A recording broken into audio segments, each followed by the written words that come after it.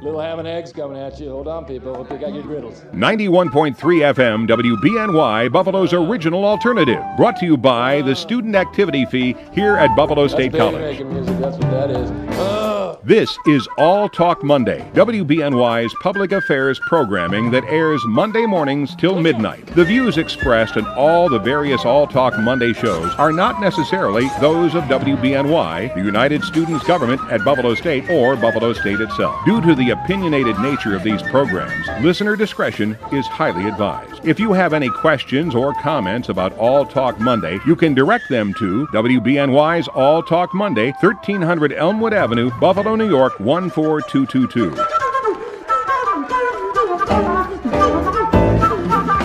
For more information, check out our website at wbny.buffalostate.edu. Or you may give us a call at the station at 716-878-5104. Hey, Aqualung!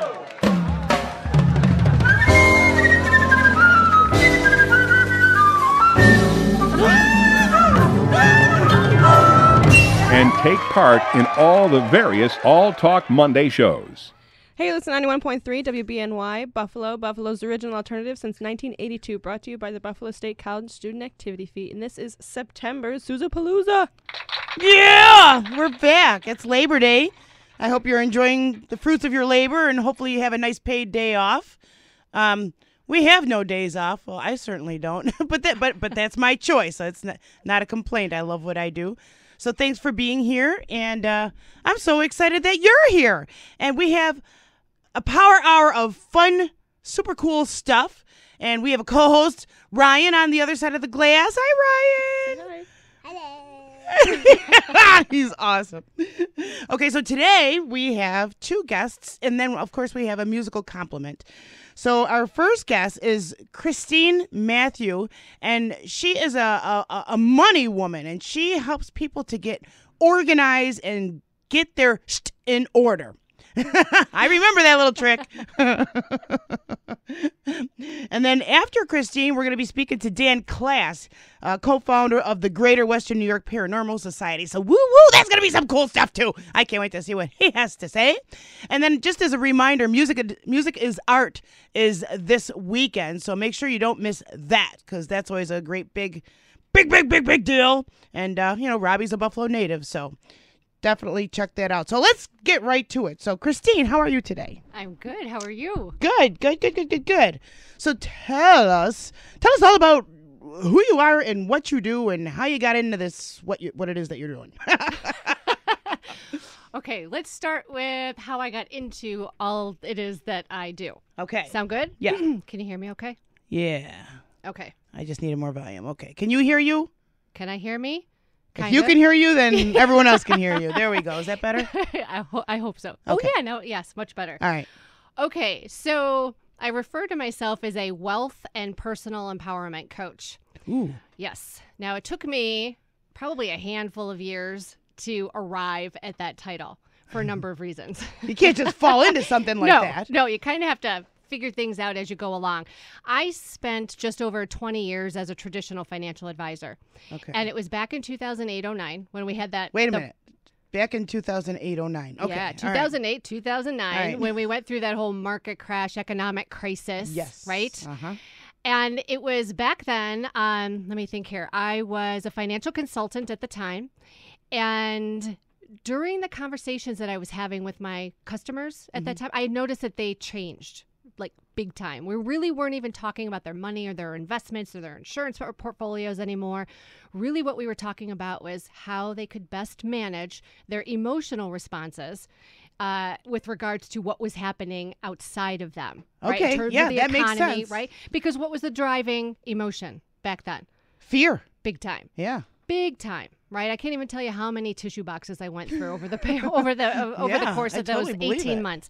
But what I realized was I saw my role change, right? Because we really weren't talking about the money per se anymore. We were talking about their relationship with money. Uh-huh. And I realized, oh my gosh, nobody talks to this. Yeah. Right? Mm-hmm. And I remember back then I was working with a life coach, if you will, for a period of a couple years. And I remember saying to myself, I wonder if there was a way to blend the principles of life coaching in with traditional financial advisement. Had no idea if it even existed. Question popped in my head. I let it go. Within, I don't know, 6 months or so, I had left the establishment that I was with. I went independent again as a financial advisor. And then within a couple months, I found the answer to that question, which was financial life planning, which I think is the title that you had on your social media announcement. And I go, oh my gosh, I haven't seen that title in like years, right? And I said, oh, no big deal. But that's I got that from your page. Oh, yeah, I didn't make it up. You're going to have to show me because I'm like, oh my gosh, apparently I need to go online and do some scrubbing. But so in any case, I found this financial life planning, okay? And it was out on the West Coast through Money Quotient. Flew out there to Seattle, got trained and licensed in that, brought it back here, and that is what has served as the foundation to the work that I do today. Wow. So it still influences the work that I do today, but since then, I've expanded. You know, I am also a metaphysical minister. All right, so my studies... metaphysical... Physical... minister. What is that? So metaphysics is basically a blend of psychology, philosophy, and spiritual science. Okay. All right. So now with my background in that, and when I infuse that with the whole money thing, that brings me to the work that I do today as a wealth and personal empowerment coach. So basically what I do is I help primarily women, yes, a few men as well, but it just seems to be the girls that are drawn to this kind of work. Because guys are too proud to ask for help. I'll tell you, that's why. It could be. It could be. I do work with some men, but Dan's absolutely shaking his head no over there. I know. Yeah, I can't wait to see what he has to say about that. But it is. It's typically or primarily women that come to me for help in healing and transforming their relationship with money. All right, because they realize, for example, they're an entrepreneur and they want to up-level what they're doing in terms of their work. They want their work to be more in alignment with their natural gifts, but they're afraid to do it because I need some of that. Because the money gets in the way. Right? Because the money gets in the way. Right. You know, money also speaks directly to our sense of self-value and self-worth. Right. Right? And we have a tendency as women to trip up in that area, you know, as well. What else can I tell you? I help a tremendous amount of women that have either gone through the process of divorce or are going through the process of divorce, you know, because they too need help in navigating this new life that's ahead of them. And what are they going to trip over again? The money thing, right? Because now they're on their own, right? They have an opportunity to live life in a different way. And as scary as that may seem, you know, when they're able to have confidence and courage around their relationship with money, then everything else opens up in their world. That makes sense to me. Right? Okay, good. Yeah, yeah. Because if I understand, then you guys can understand. Because I am simple. Simple is good. Yeah. Because it boils down to this, Susie. When you heal your relationship with money, you are really tending to and healing the relationship that you have with you, and that's how you secure your happiness and your success. You know, because at the end I of the would day, like to be like addicted to money the way I'm addicted to Tim Hortons. You know? I just gave Tim Hortons up like about 10 days ago, but I don't want to give up money. So this is good. This is good. What good stuff. Yeah. So somebody's listening out there, many somebodies are listening out there, and they're saying, hey, I can use some of that. How do they sign up, or what is it? Like, is this like coaching? So it's like a once a week for several weeks, or correct. Okay. Correct. So I have a number of different programs that I offer. So we have private coaching. There is VIP intensives, and that can be done on a one-on-one basis as well as a small group basis. And then I also have the Wealth Ministry for Women, which is an online membership program. Okay. Okay. So does that give them like special or access to certain stuff as a paid member? Yes. Okay. Yes. So like outside can't get stuff, but a paid member can get all this extra information. Yes. Okay. Yep. Yeah. Cool. Okay. It's just a very quick and easy way to get this type of information. Now, you're not getting one-on-one attention. You know, that would require private coaching. Yeah. So there's different tiers. Yes, exactly. So it just depends on where you're at and what you need. And then, of course, what is economically feasible for you at this point in time. Right. Because if somebody's having trouble with their money, then they're going to be afraid that they're going to have trouble paying. Yeah. Because that's how I feel. Yeah. Yeah. Like, oh my gosh, I need help and I can't afford it. Yeah. And then, I also offer, I speak all over the Western New York area, as you know, because that's how you and I met, right? Yes, and it was wonderful. Yeah. So wait. Pause. Shout out to V Majors because you rock. She's a happy chick who rocks. Yes. Thank you, V. Let's see. Okay. So I teach a number of webinars through. I know we're here at Buff State, but I teach these webinars through the University of Buffalo Alumni Association. It's not a competition. We're on the radio. Totally fine. Cool. They don't have a radio show. That so. is true. Station, That's true. So I do that. I offer webinars through various other, outlets, including the Wealth Ministry for Women.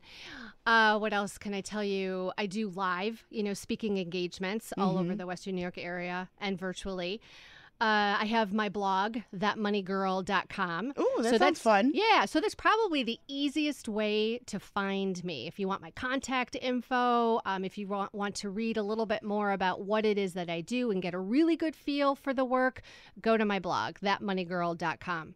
Okay, I'm going to write that down. Write it down, unless you're driving. It's thatmoneygirl.com. Awesome. Yeah. I bet that if somebody wanted to buy that website, it would be a lot of money.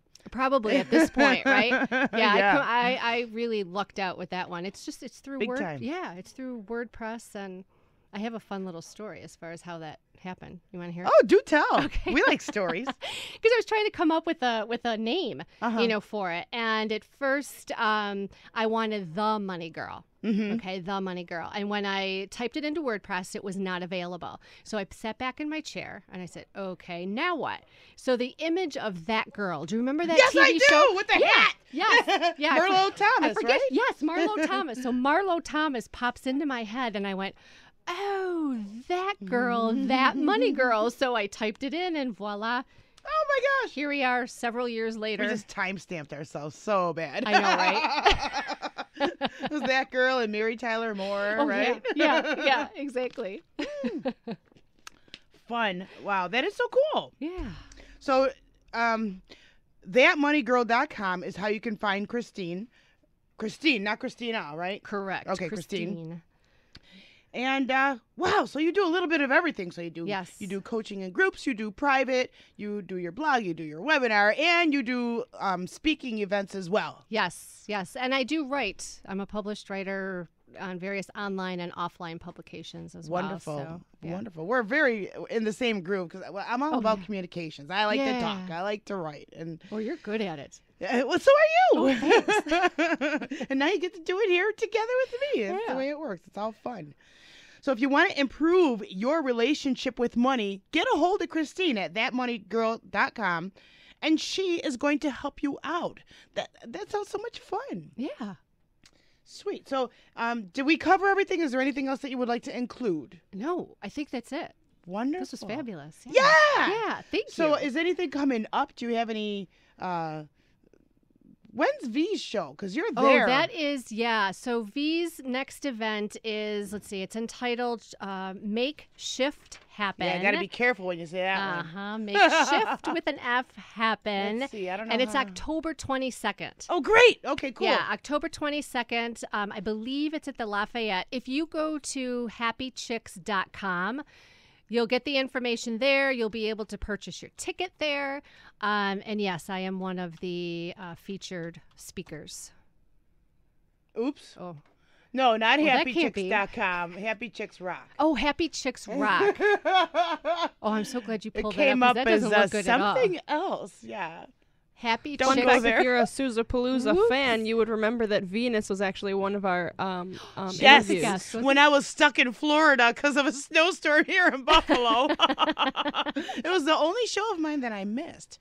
But it was legitimate. I was really suffering badly in Florida on Cocoa Beach. So it's on Happy Chicks Rock. Yeah, Happy Chicks Shout Rock. out to V. And you can meet Christine there.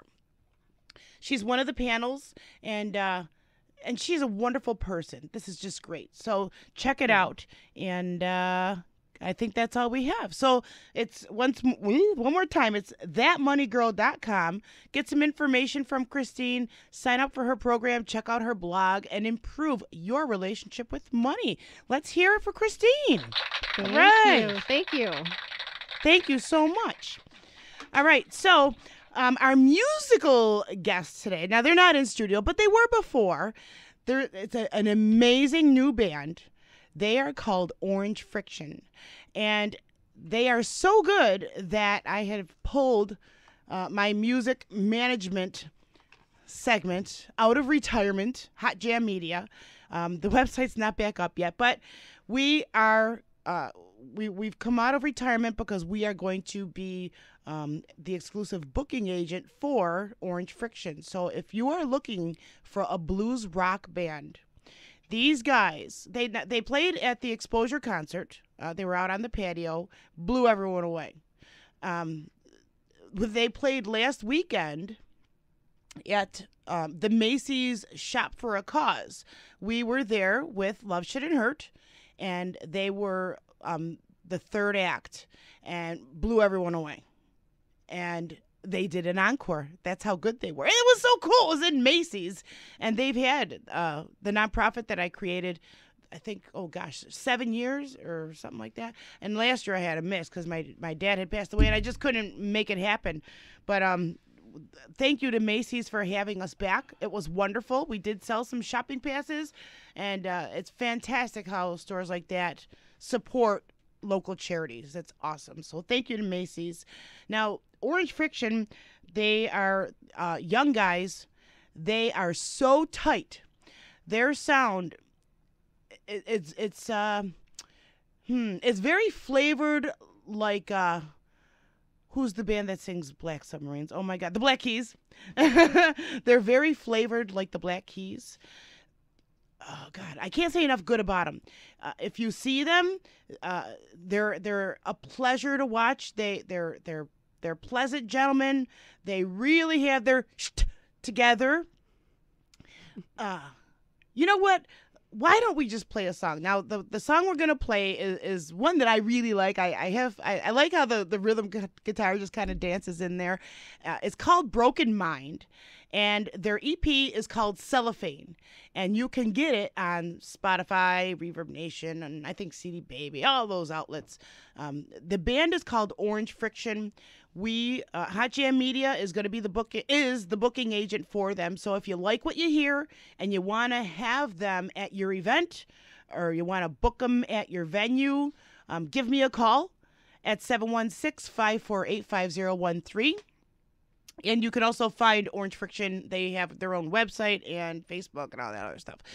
So once on the other side of Broken Mind, we are going to be speaking with Dan Class, the co-founder of the Greater Western New York Paranormal Society. I wonder if I can find oops, that's the burping one. We didn't want that one. Oh no, it's creepy. It's crawly. And it's coming up next. So listen right now. This is Orange Friction. The track is called Broken Mind, and this is September Labor Day edition of Suzapalooza Spotlight.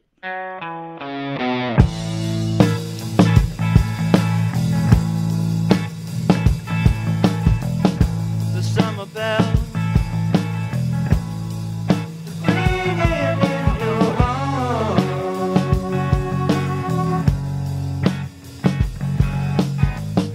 The city lights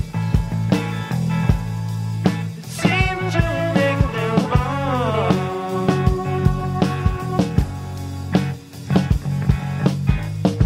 Another day, a chance to find their home.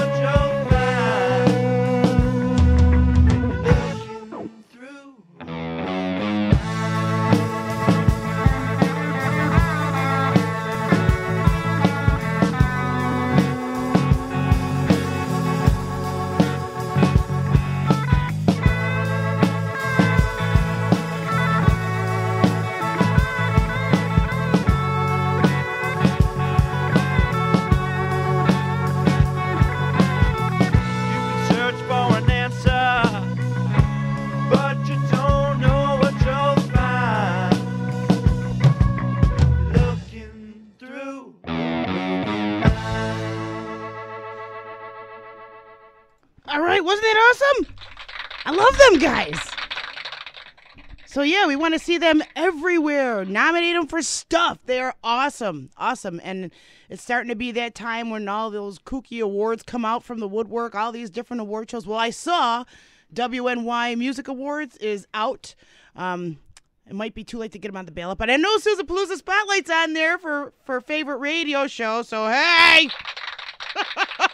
give it up. And what else? I forget. Oh yeah, the Exposure concert's on there too. And we did win one year. Tongue-tied. Yeah, once. We did. It's always usually Robbie's Music is Art and the Exposure concert. We flip-flopped. I won one year and took second the next year to his. So who cares about that? All right, we're done with that.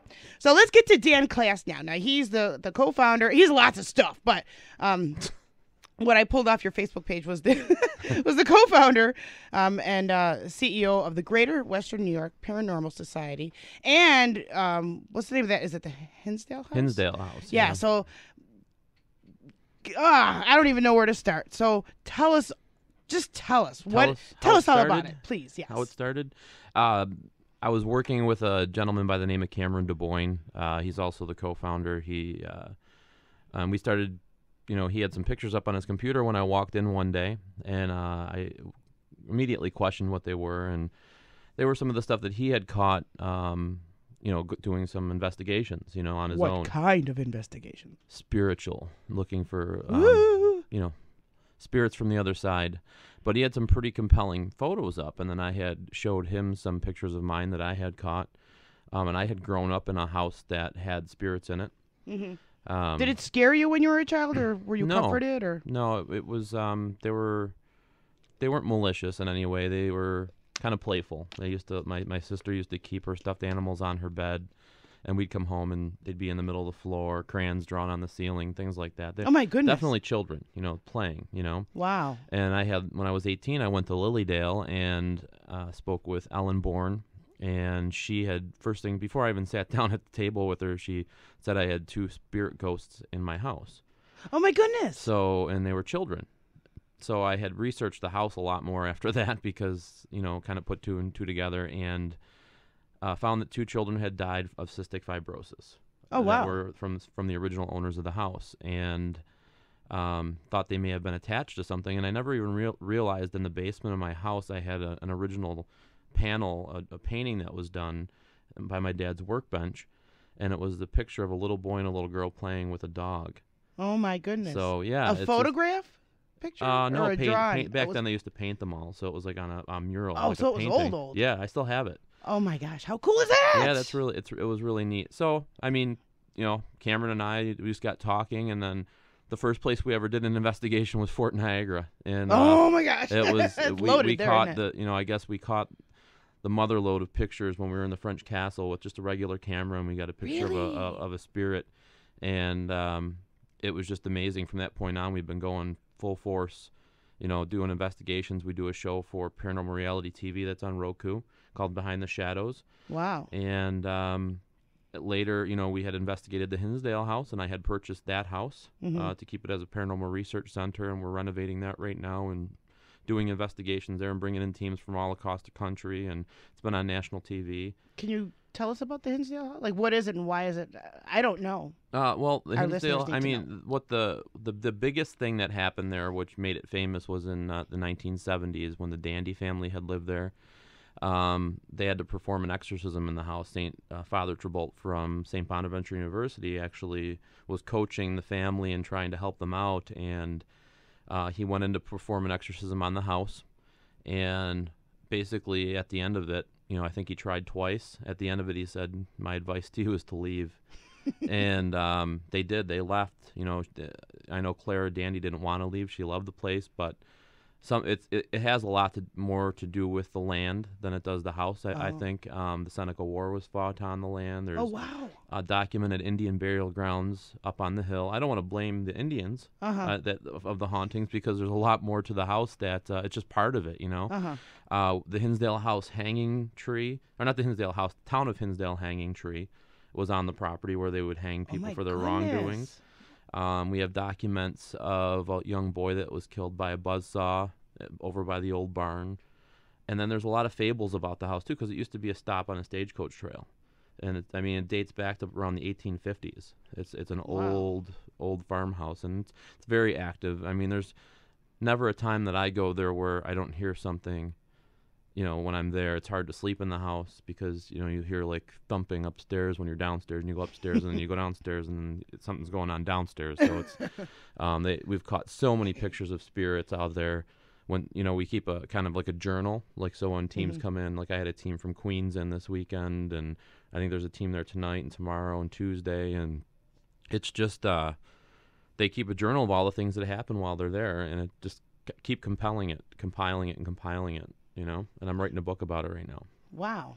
Oh, that is really, really cool. Now, Yeah. I have a question.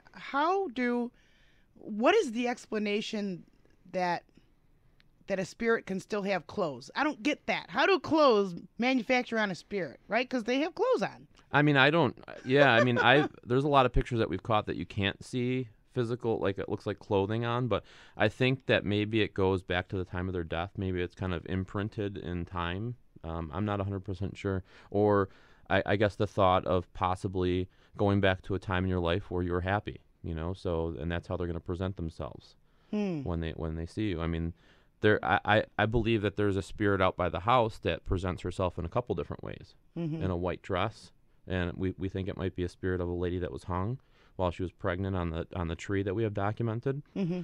But we've also caught her in regular clothes as well, like from a different area, but it seems like the same facial features. Oh, wow. So she could just they could be presenting themselves how they want you to see them. Yeah. Wow, that is really fascinating. Yeah.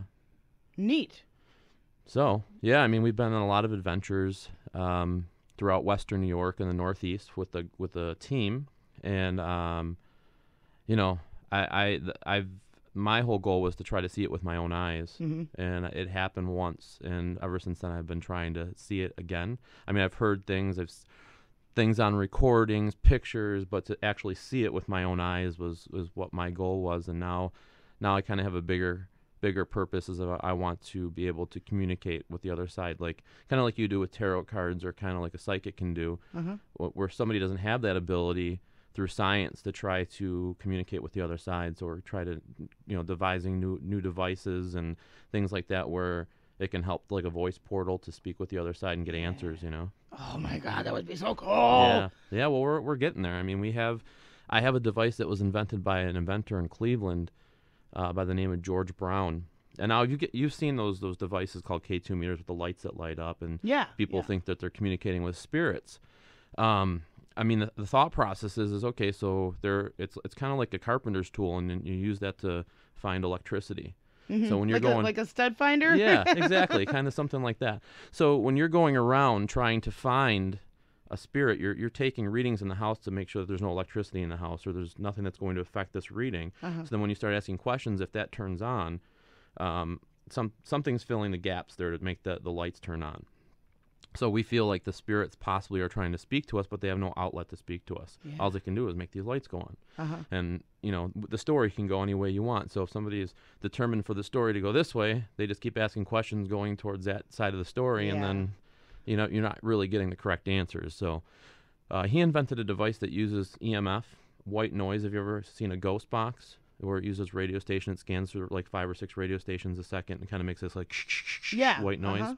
It uses a spirit box like that, but there's a Faraday cage around it, so it blocks out all radio waves, so it just makes the white noise feature of it. Wow. And then it also uses a vibrational field to help ring out the any answers that may come through the box, and it's just unbelievable. It's unbelievable. It sounds like you can hear another realm speaking through this thing when you turn it on. Yeah, it's really neat. And then sometimes you get really definitive answers when you're asking questions, full sentences. Really? Yeah.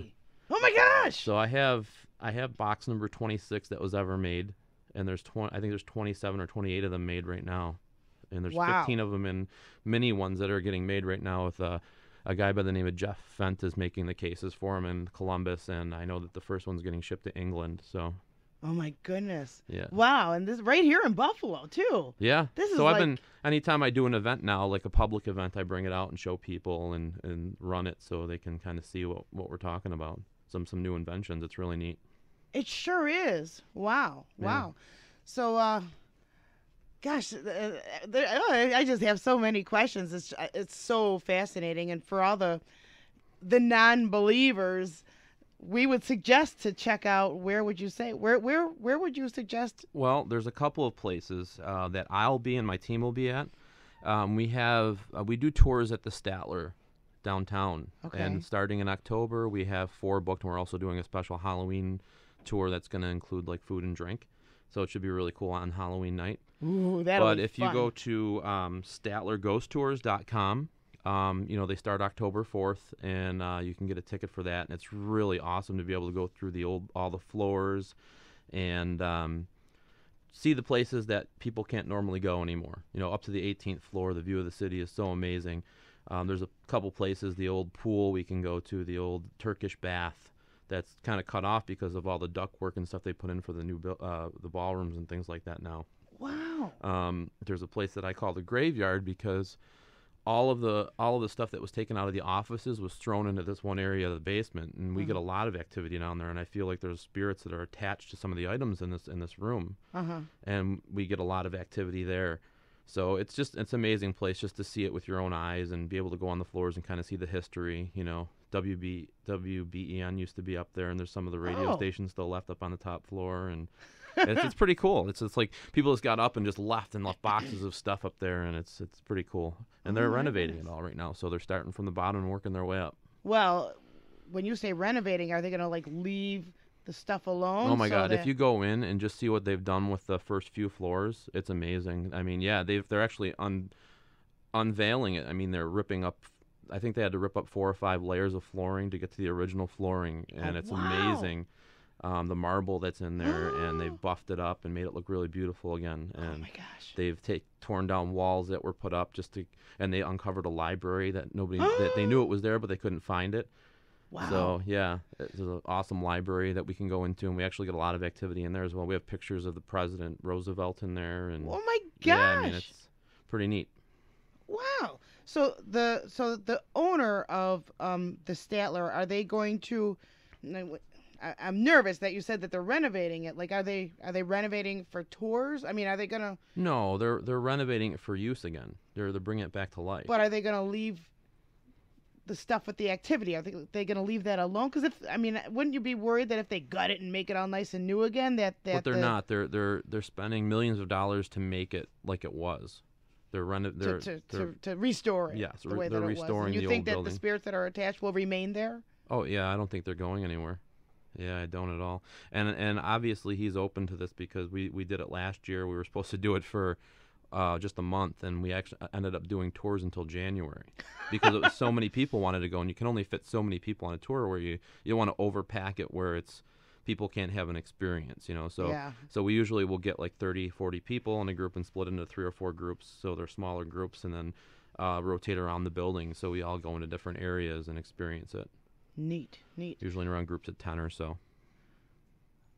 Do you have any stories for us, like something that was the most fascinating to you in this kind of line of work? Like any spiritual experience that really had a big impact on you? Yeah, I can tell you probably like the 3rd investigation that I ever did that totally freaked me out. I'm not going to lie. I got scared. I ran out of the building for about a half hour, but it was the Riviera Theater in North Tonawanda. Oh, yeah. There's a lot of accounts of spirit activity there, and we went in to try to debunk any of the claims, and we were getting so much activity. We kind of tried to recreate a vaudeville, where they'd come out and bow to the left, bow to the right of the stage, come to the center stage and bow type thing, and we had people out in the audience clapping, and K2 meters up on the stage, so when they said, everybody to the left of the stage for a bow, and then all the lights would turn on the left of the stage. And then everybody over to the right of the stage, and then the K2 meters over on the right of the stage would go on. So while they were trying to recreate that, I was up in the mezzanine area, and I just wanted to be alone. I just wanted to, because again, I was trying to see something with my own eyes. Yeah. And we had a laser grid going and night vision cameras going. I was sitting at the baby grand piano, just sitting there quietly by myself, and this black mass just came out of the wall, was not even less than a foot away from me, and I just couldn't breathe. I felt, I had goosebumps on my arms. Didn't do anything to me. It just kind of just glided in front of me and right into the area where the projector would have been, the projector screen. It had mass to it because the laser's lights were not going through it. Oh my It goodness. was blocking the laser lights out, and it walked into this wall. And I got up, went down the stairs and outside, and they started filming my reaction to it because it was hard for me to breathe for like a half hour, and then I went back in.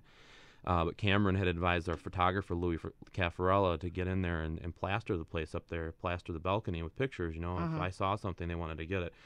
And probably like 3 or 4 days later, Louis was going through all the pictures with a fine-tooth comb, and there was this picture up by the balcony, right by the edge, where it looked like white, like lights, right? So when we enlarged that, you get this picture. It looks like a face. I mean, it has 2 eyes, eyebrows, nose, mouth, and it just looks like it's peering down to see what we're doing. Wow. Yeah, like it was very interested in what we were doing. So it was, it was like the experience that kind of just made me want more and keep doing what I'm doing, Yeah, that's now I kind of look yeah. fear in the face because it's tough. I mean, when you put yourself in that situation and you actually see it with your own eyes, it's you never know how you're going to react. But I can tell you I was scared, because it was my first experience actually seeing it with my own eyes. Yeah. I don't know that I'd act that way again if it happened, but who knows, So Wow. That was pretty What interesting. do you think? How do you explain an incident like that? Now, do you think that it's from people who could not be like their soul couldn't be released and? I mean, there's a lot of ifs and maybes. That's kind of the answers I'm trying to figure out the truth of it. I mean, anything that I say would be a speculation at this point. Maybe they couldn't cross over. Maybe they felt like they had some unfinished business in this world where they don't want to cross over yet. And So they're not all angry, right? No, not at all. And they're not all out to hunt you. No, and I do feel like if you want if you call out for a spirit or somebody that's passed over, that they do come to you. Like if you're asking for help, like I feel like many times I've asked my grandfather to come, guide me, kind of give me a sign here, and he's been with me, and I feel like they can cross over, but I feel that there's a lot that don't, or maybe like with the Hinsdale house. I mean, there's a theory that there's a curse on the land and spirits that are out there can't cross over and they're just stuck there, but I don't know. I don't have those answers yet. It's one of the things that we're trying to find out, Yeah, and so we try to help them if we can. Excuse me. So you kind of brought a vision to mind, like if something could happen with the Hinsdale property where you could release them. Yeah. Wouldn't that just be so beautiful? Like you just see like 1,000 doves just flying. Yeah, I think that the Hinsdale property itself wants to have its story told, and I think that's the big thing behind it. And I think there's still a lot of things that we need to figure out, and we are. I mean, we're diving into this. We're trying to find as much as we can out about it, so we can tell the story, and get the story out there, and hopefully help whatever spirits or entities might be there. I mean, there is an entity in the house that seems to be of a darker nature, kind of. But it could just be a human, just as in our world, there's people that are bastards and there's people that are really nice. You know what I mean? So it could just be a grumpy old man for all we know that likes to screw with people. Yeah. But he comes through as a very darker force, kind of like an elemental where he likes to attach onto things. And a lot of people say when they go there that they can't stop thinking of the place and they want to go back and they just want to keep going back. And there's been times where I've had people that have helped me out with the house say I gotta stay away for a little while because it's overtaking my mind. Wow. Yeah. So it's got a lot to it. Yeah. Now, have you ever witnessed objects moving? With my own eyes? Yeah. One time I did when we were on investigation in McConnellsville, Ohio. And actually, the co-founder, that was one of the times he's actually witnessed a spirit with his own eyes as well. They say that there's a spirit by the name of Miller that used to be a candy striper there that would, I think that's what they're called, right? Candy stripers. Yeah. They used to, with the flashlights, walk people down the aisles and things like that. That he worked there his whole life. And I saw some. They had trigger objects up on I don't know what you call those they're like elevated areas of the stage where you can go up and work the curtains and things like that. But the doll moved, and I saw it move with my own. I was like, it turned, and then closely after that, we had needed batteries for our camera, and Cameron had went downstairs to get the batteries. And when he was walking up to the stage, he came up there, and he had this white, like, I mean, he just everything was taken out of him, and I've never seen him like that before because he never gets scared of anything.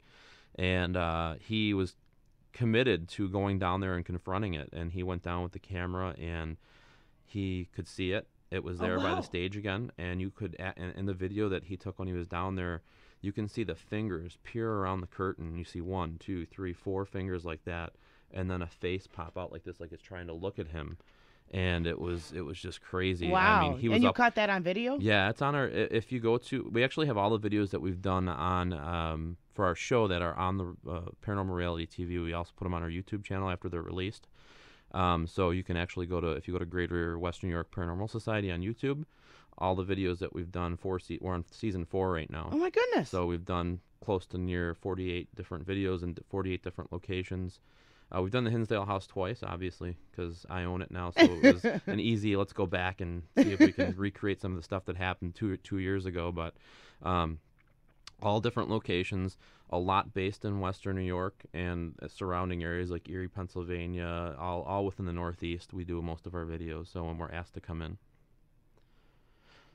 Yeah. Wow, that's awesome. There's some, I don't know if it's going to come to me, down in Western New York, but in the South towns, there's like I'm seeing like a grassy hill and a little body of water, and people protect that land very much, and they say that a lot of people were massacred there, or That sounds people's like my house. unborn.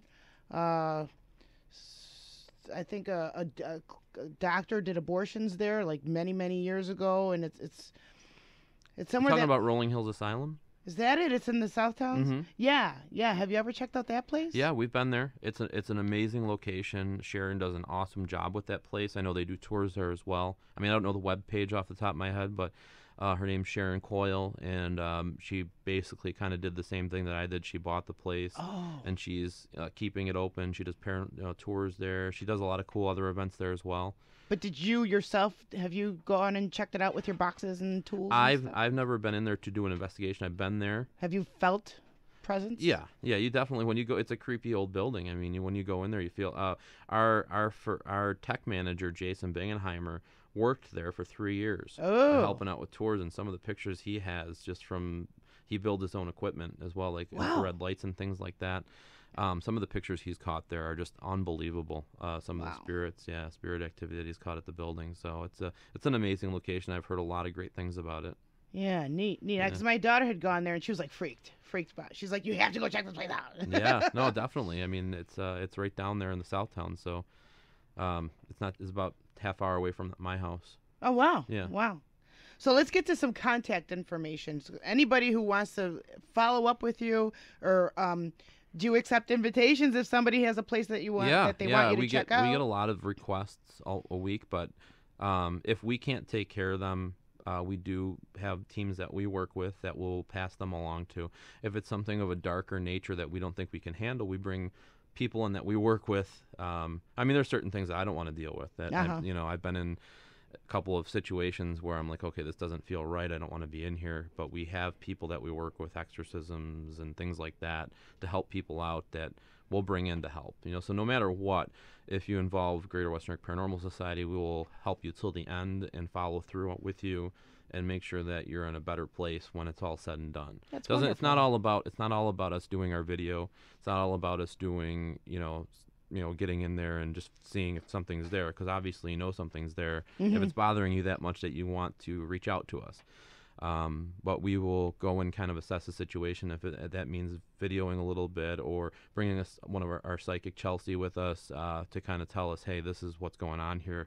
We should really bring in this person, or just basically, and we do a lot of coaching with the people as well, because a lot of the times it could be something simple like a family member trying to reach out and say, hey, look, I'm here with you, like this. I mean, we had this one where it was a residential, and we ended up getting the name, the flashlight. We had no batteries in this flashlight, and the lights were going on and off on this flashlight. Oh my gosh. And the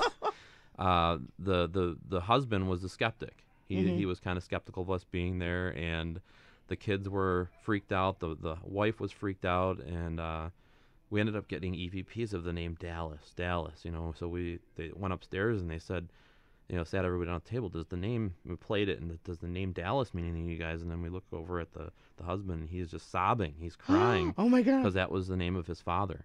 Wow. And ever Mr. since, so they Skeptic. started acknowledging him, saying that, because lights were turning on and off in the house, things were getting moved in their kitchen. Just a lot of little things, nothing malicious. Yeah. But to somebody that's not normally experiencing stuff like that, they may think that there's a demon in the house or Yeah. something bad's happening. And once they acknowledged him, it died down. Like Wow. nothing happened. The son was scared to sleep in his bedroom, and he's been sleeping in his bedroom ever since. So I it's mean, just grandpa. Yeah, it was his grandpa. It was his grandpa just letting them know, hey, I'm here. I'm here Yeah. with you guys, watching over you guys. I 'Cause- think the lights are really common. 'Cause I Yeah. know I had that after my mom passed, and I just started talking to her, and so like she hangs out. It's like Yeah, she's but in you the can- car with me, and Yeah, you can understand how somebody that wouldn't, like you, in the position you're in, you're accepting of things like that. But somebody else that's not used to something like that could be really freaked out. right, So yeah, that's part of our job, to help people. Yeah. So that's what we do. We try to help as many people as we can. And if we can't, if we're like book solid, we have teams like Paranormal Crossroads Live. There's a lot of great teams in Buffalo that we work with. It's really a nice community of folks, and we pass it on. And if the same with them, they pass stuff on to us, and I work love together. that. Yeah, That it's not like a competition. it's not. If you're in it It's for like a a big, happy competition, you're in it family. for the wrong reasons. you know? Yeah, yeah. So That's fantastic. Yeah. I am so happy that you came on and explained and talked, and wasn't that fascinating? Oh my goodness gracious. I got to give it up to Dan Class. let me just give out our web pages too, real quick. Please, Okay, so for events that pertain to us, you go to Pitt Society, PIT Society.com. Under the events page. It's also a really cool page for everything paranormal. We have bloggers up there. We have a community where you can speak to people about paranormal. Also, if you go to gwnyps.com, that's our team page. You can reach out to us directly from our page if you have something going on that you want us to check into.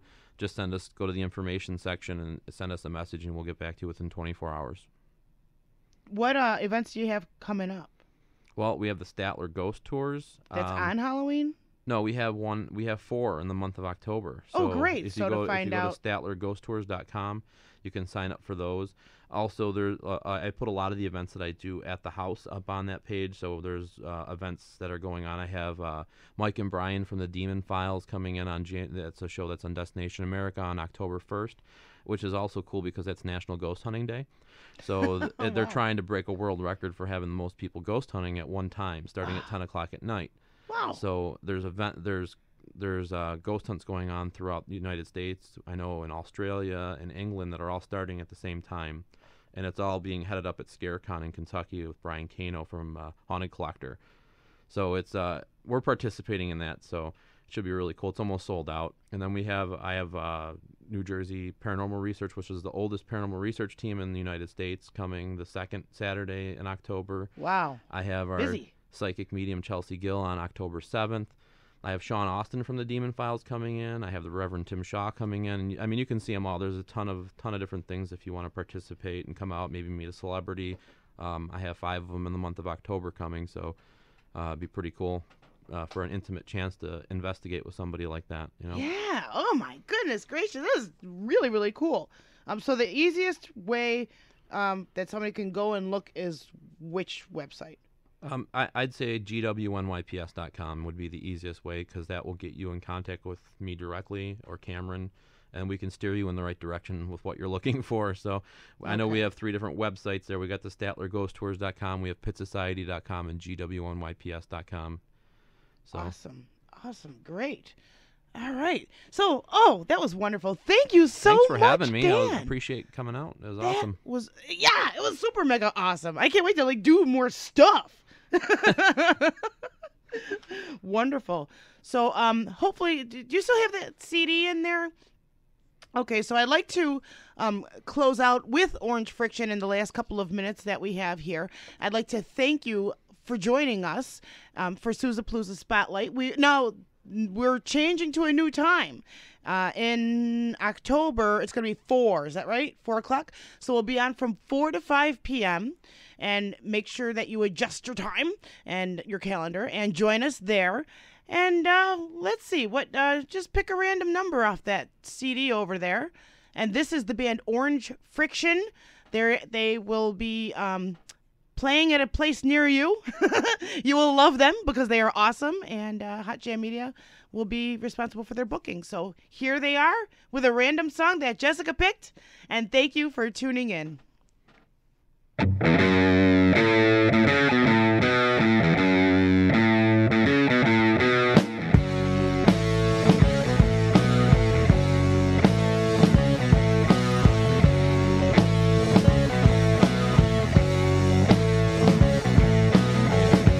Streets are covered in a lonely haze.